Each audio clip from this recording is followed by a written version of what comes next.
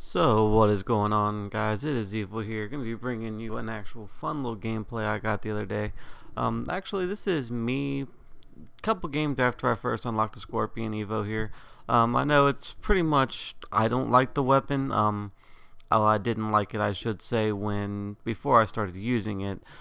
This thing, I'm telling you, you run silencer laser on this thing and it just hip fires for days, guys. If you haven't tried it, please go ahead and try this weapon out. You will be very, very, very happy with it. I've got a few gameplays with it. I'm not going to inundate you with overpowered weapons on this channel, but I do have a couple gameplays that are really good. This is probably one of the best gameplays I got with it the first night that I was playing with it.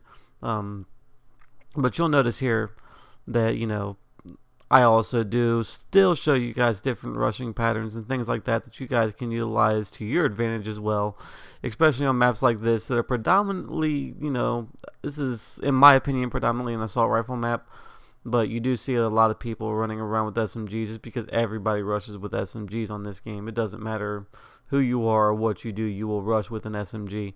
The kill streak setup I'm actually using here, I'm using the Hunter Killer, the Lightning Strike, and the Stealth Chopper. And as I said before in a previous commentary, I like that setup just specifically because, it doesn't really take me out of the game for too long, but they're still effective on getting me the kills that I need to be, basically able to get some gameplays up for you guys. I don't want to look like a complete and total noob while I'm playing this, but as you guys saw in the previous video, doesn't matter if I'm running around with a weapon that is completely OP or something where I'm bare bone naked, basically, no attachments, no perks. I'm still able to basically adapt and overcome my situations and be able to control. One of the things I've actually been thinking about as I was playing tonight was actually starting to do some live games and things like that. I know I talked about that last commentary, but I think getting you into a mind state that what I'm thinking as I'm going through this, as I stated in a previous commentary as well, in my opinion, Call of Duty is a lot of, mental quick math problems, doing quick probabilities of, paying attention on the minimap, knowing where the enemies are, and being able to basically adapt and overcome the situation and be able to control it in a more timely manner. So, you'll probably be seeing that coming up here soon. Once I get a decent subscriber base, then I'll start doing the commentaries where you can actually see me as I'm playing and things like that. That way people won't think I'm faking those. I know a lot of people do think that, but basically the way you can tell us if I'm faking a commentary or not is is it recorded in theater mode or not. That's why I leave the little bar that when theater mode first comes up, that's why I leave that there, because it really does help out a little bit. And plus, usually while I'm playing, I'm usually either streaming, or B, I'm doing a bunch of stuff on my computer, i.e. rendering out the videos here for you guys, things like that. It's a lot of multitasking that I do, while that way, I can get videos out for you guys to watch and enjoy, and I can also enjoy myself as well at the same time, because I don't know if any of you other YouTubers out there can vouch for this or not, but waiting for a video to render is like watching paint dry. Look at that accuracy right there, guys. But it's like watching paint dry, But anyways, guys, getting into the topic at hand here, I basically wasted almost half this commentary talking about random stuff. Yeah, but the topic at hand here, guys, is what makes a good Call of Duty player.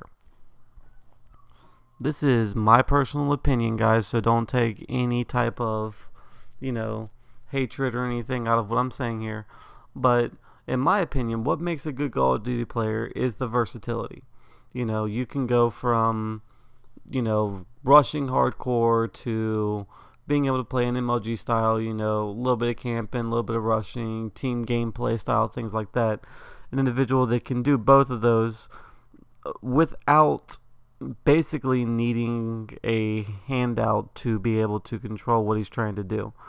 Like, what I mean by that is he doesn't need 2 or 3 games to get warmed up or something like that. He can instantly go from, let's say, kill confirmed to domination to demolition, switch all those game types, be an effective player, playing the objective, a really, really effective player, without needing a lot of, you know, basic warm-up games and things like that before he can actually go into it.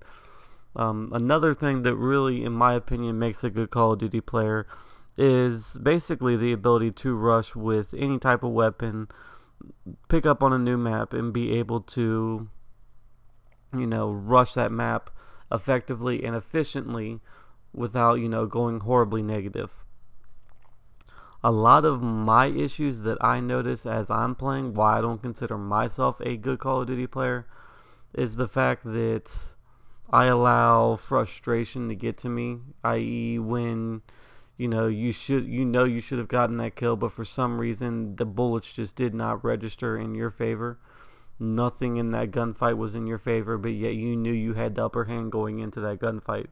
That is the things that really frustrate me. And then, you know, I get 2 or 3 games where I'm getting a lot of that consistently, and then I'm not able to actually, you know, be beneficial to my team. And I know that that is one of the things I'm currently working on. Another thing is I like to do stupid things, like, you know, go for different gold camos and things like that on weapons when on maps when I should not be using that weapon.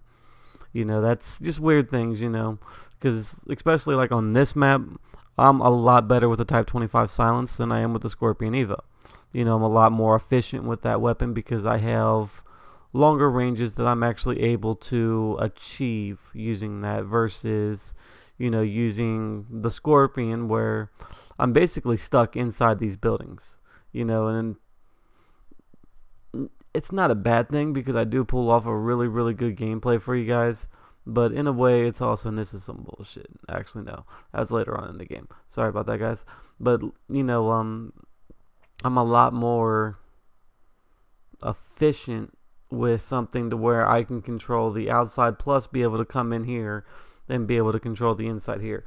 The reason why you're seeing me mainly stick towards this area is specifically because I know this is a good close quarters weapon. Not as good as a shotgun, as you see there, but it is a good close quarters weapon that I can use, be very, very efficient with, but also at the same time be able to be beneficial slightly, i.e., you know, getting hit markers and things like that on an individual. This is the bullshit I was talking about earlier. But I don't know how that guy did not die from that knife, but whatever. But basically, you know, I can at least put down some suppressive fire on an enemy target that is trying to get one of my teammates and give him the ability to get the upper hand on that gunfight when he usually would not have been able to get that upper hand. You know, but that is one of the things that I do work on and that I do try to achieve is, you know, learning the way that every weapon in the game works. That's why my goal is to have all the diamond weapons, because usually by the time you get all the diamond weapons, you're going to have the ability to be able to be beneficial with any type of weapon. My downfall is LMGs and shotguns. I can use a sniper rifle efficiently. I can use basically every other weapon efficiently except for those two. You know, snipers, anybody can snipe. Anybody can sit in a corner and snipe. It's not that difficult. But, you know, when you guys see sniper gameplays from me, I'm going to be more of a rushing style gameplay with that. You know, I think snipers, you got to get one-shot kills or something like that with them. I don't know. I really haven't looked at these things that you need to do to be able to do those. Currently, I'm working on assault rifles and SMGs to get all them gold because I know that I'm more efficient with them than I am anything else. I know for the SMGs, the one weapon that I'm going to have problems with is probably going to be the CQB because, you know, that weapon, the way that you have to play with that weapon does not meet my gameplay style. So, you know, I have a lot of issues with that. I know a lot of people are very, very efficient with them, but when it comes to getting it golden and needing to focus on headshots versus other things, that's where I'm going to have the issues. It's probably one of those weapons where I'm not going to put grip on it, and I'm going to run it straight out and let the recoil move up and get me the headshots that I'm going to need to be able to do that. You know, and that's kind of another thing that you guys also got to think about is you'll notice that I'm playing a lot more aggressively than I usually would. And it's not that, you know, I'm trying to prove a point to anybody. I'm specifically playing this aggressively because I know that I have the weapon to be able to control the gunfights and the engagements that I'm going to be getting into at those times. So, that's basically the reason why you see me playing this aggressively. I usually would not be playing this aggressively on this map, because if they get this area right here where I am currently, it's pretty much a pain to get them back out of it. But luckily my team was able to keep them spawning. But as you guys can see here, the gameplay is wrapped up. It's a nice little gameplay here. Hopefully you guys enjoy this, and thank you for watching, and feel